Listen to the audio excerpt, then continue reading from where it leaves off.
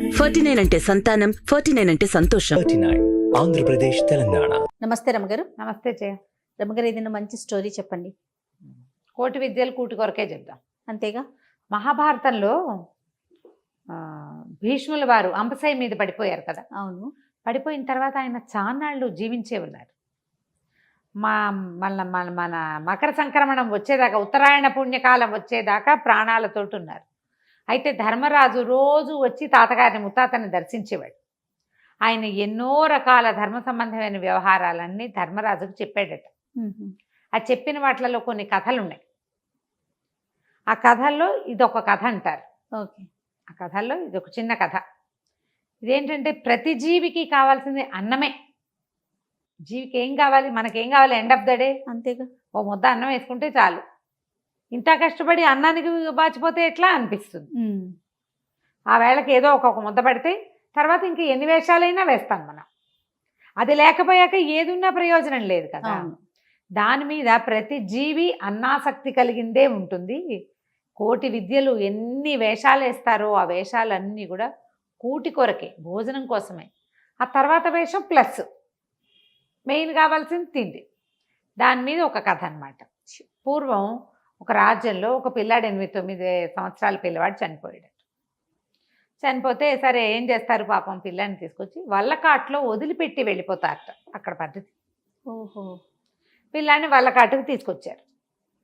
బాడీని తెచ్చారు. తెచ్చాక సరే లోపలికి వచ్చి కూర్చున్నారు. ఆ బాడీని అక్కడ పెట్టుకుని ఏడుస్తున్నారు. ఏడుస్తుంటే ఒక రాబంది వచ్చింది బయటికి. అయ్యోయ్యో, ఎంత చక్కటి పిల్లాడు, ఎంత బాగున్నాడు, చందమామల్లే ఉన్నాడు, ఎంతసేపు ఏడిస్తే మాత్రం తిరిగి వస్తాడా? ఇదేమన్నా ఊరా? ఇది వల్లకాడు. చీకటి బెడగండ పడేసరికల్లా ఇక్కడికి సాకిని ఢాకిని గణాలు వచ్చేస్తాయి. భూత ప్రేత పిశాచ గణాలన్నీ వస్తాయి. వాడిని వదిలిపెట్టి వాడితో పాటు మిమ్మల్ని కూడా పీకు తింటాయి. పిల్లాడిని వదిలిపెట్టి వెళ్ళిపోండి వెలుగుండగానే అని చెప్పింది. చెప్పేసరికల్లా వీళ్ళు నిజమే కదా, సాకిని గణాలు అవి వస్తే మనమేం చేస్తాం? పిల్లాడిని వదిలిపెట్టి లేచేట బంధుగణం. లేచేసరికల్లా కొంచెం అవతల పక్కగా ఒక బొరియలో కూర్చున్న నక్క ఒకటి బయటకు వచ్చింది. అయ్యో అయ్యో, వచ్చి ఇంకా గడి అయినా కాలేదు, అట్లా వదిలిపెట్టి పోతున్నారా? చుక్కల్లో చంద్రుడల్లే ఉన్నాడు పిల్లవాడు, చిటుకుని బతుకుతాడేమో వదిలిపెట్టి వెళ్ళిపోతే ఎట్లా? ఇక్కడే ఉంటే కాసేపటికి ఏ ప్రాణమో లేచొస్తే రాబందుకేముంది? పిశాచకణాలు వచ్చి మిమ్మల్ని ఏం చేస్తాయి? అది అట్టాగే చెప్తుంది. అవి వచ్చేది శరీరాల కోసం, మనుషుల కోసం ఎందుకు వస్తారు? అవేమంటారు రావు. ఇదన్నీ ఇటాగే చెప్తుంది. పిల్లాడిని వదిలిపెట్టి వెళ్ళబోకండి, ఉంటే చక్కగా బతికొస్తే పిల్లాడిని తీసుకుపోవచ్చు. బతికితే కనుక ఏ చల్లగాలికో పిల్లాడికి త్రాణ వస్తే బతకచ్చు కదా అన్నది. అనేసరికల్లా రాబందంది, అవురవురా, ఎవడైనా చచ్చినవాడు ఏనాడైనా బతికాడా? దానికేం తెలుసు? ఇంత కడు వృద్ధుని నేను, ఎంత ముసలివాణ్ణి. నా తర్వాత నేను చాలా పెద్దదాన్ని అయ్యాక వీళ్ళ అమ్మమ్మ పుట్టింది ఈ నక్కకి. ఇది పుట్టి 4 ఆదివారాలు కాలేదు. ఇట్లా పిచ్చి మాటలన్నీ చెప్తుంది. ఎక్కడైనా చచ్చినవాడు బతుకుతాటండి. మరి వీళ్ళ అమ్మ రాలేదు, వీళ్ళ అమ్మమ్మ రాలేదు, వీళ్ళెవరు బతకలా, వీడెట్టా బతుకుతాడు? ఇంకా నయం, పొండి పొండి. నేను చెప్పే కదా, చీకటి పడితే ఇక్కడ చాలా చికాగ్గా ఉంటుంది, మీకు అర్థం కావట్లేదా అనగానే నక్కంటది, అవురవురా, ఎంత మాట అంది. మా అమ్మమ్మ రాబోతే ఏమిటి? సావిత్రి మొగుడు సత్యవంతుడు బతకలా? సత్యనవాడిని బతికిచ్చాడు యమధర్మరాజు. అదే చూసాం, మనకు తెలుసు. అయిందా? చంద్రమతి కొడుకు హరిశ్చంద్రుడి కొడుకు లోహితాసుడు పాము గారి చచ్చిపోయాడు, అబ్బాయి బతకలా? అట్టటివాడే మీ పిల్లాడును. బ్రాహ్మణ బిడ్డ బతకేం చేస్తాడు? బతుకుతాడు వెళ్ళకని. ఈ జనాలు అది పోపో అంటోందని లేస్తున్నారు, ఇది ఉండండి అంటుందంటే నుంచుంటున్నారు. అర్థం కావటంలా వాళ్ళకి ఏం చెయ్యాలో ఊహ రావటంలా. వాళ్ళు దుఃఖంలో ఉన్నారు కదా. ఈ 9-10 సంవత్సరాల పిల్లాడు ఇంటి దగ్గర తల్లి, అమ్మమ్మ, ముత్త తల్లి ఏడ్చేసి చచ్చిపోతూ ఉంటారు. ఇక్కడ నుంచి వెళ్ళాలి, పొద్దున్న నుంచి తిండి లేదు, సహజం కదా. ఒక గంగలో మునిగెళ్ళటమో ఏదో చెయ్యాలి, ఇళ్ళకెళ్ళాలి, ఎవరిళ్ళకి వాళ్ళు చేరాలి, ఇంటి దగ్గర భోజనాలు ఏర్పాట్లు ఏవో ఉంటాయి. పాపం వాళ్ళు గింజుకుంటున్నారు, ఏం చేయాలో తెలియటల్లా. అదేమో అరిచరిచి కేకలు పెడుతుంది, పోండి పోండి పోండి అని. లేస్తున్నారు 2 అడుగులు. పిల్లాడు బంగారం లాంటి బిడ్డ అనగానే ప్రాణం పెరపెరలాడిపోతుంది, మళ్ళీ నిల్చుంటున్నారు. ఇంతకీ వీళ్ళ గోల ఏమిటి? వీటి గోల రాబందుకి చీకటి పడ్డాక ఫుడ్ కుదరదు. చీకటి పడంగానే అన్ని పక్షుల్లాగానే అది ఎగిరిపోవాలి. ఈ పిల్లాన్ని ఇక్కడ వదిలిపెట్టి వెళ్ళిపోయారంటే హాయిగా పిక్కుని తినేసేయచ్చు.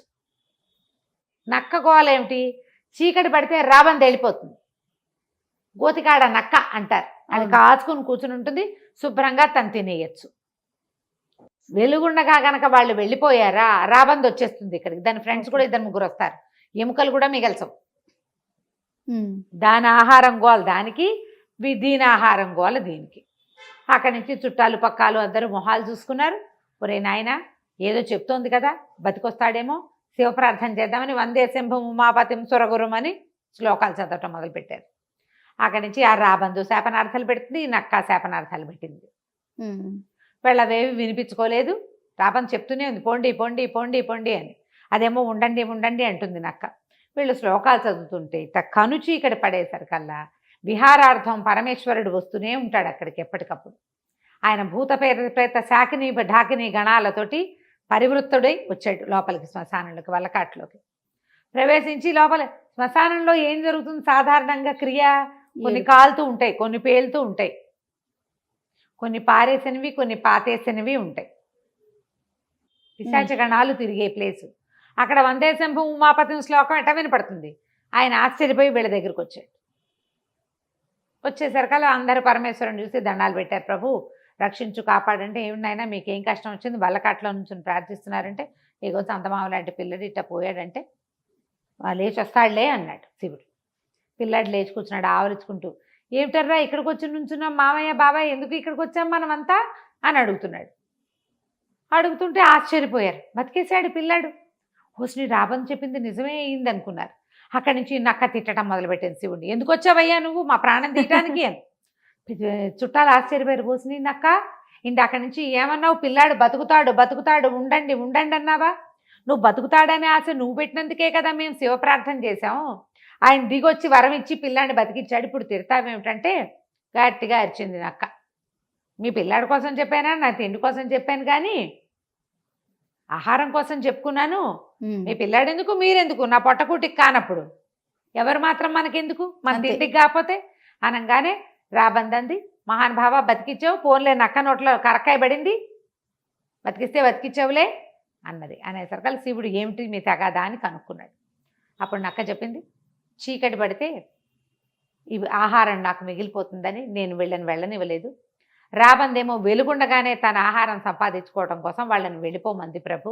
మా ఇద్దరి నోట్లోనూ కరక్కాయ కొట్టావు నువ్వు అంటే శివుడు నవ్వాడు. కోటి విద్యలు ఇంత ఇలువంతా కూటికే కదా, అంతేగా. ఇక నుంచి మీ ఇద్దరికి ఆకలి దప్పులు ఉండవు, ఆహారం దొరికినప్పుడు తినండి, లేనప్పుడు లేదు, లేకపోయినా మీకు వచ్చిన లోటేమీ లేదని వరం ఇచ్చాడట. రాబందుకి ఆహారం లేకపోయినా బతుకుతుంది, నక్క కూడా అంతే.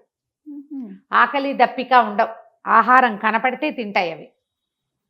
ఆకలి కోసం నీరసించటాలు ఏమీ ఉండవు వాటికి, లేదని చెప్పారు కథలో, మహాభారతంలోనే చెప్పబడింది అది. ఓహో.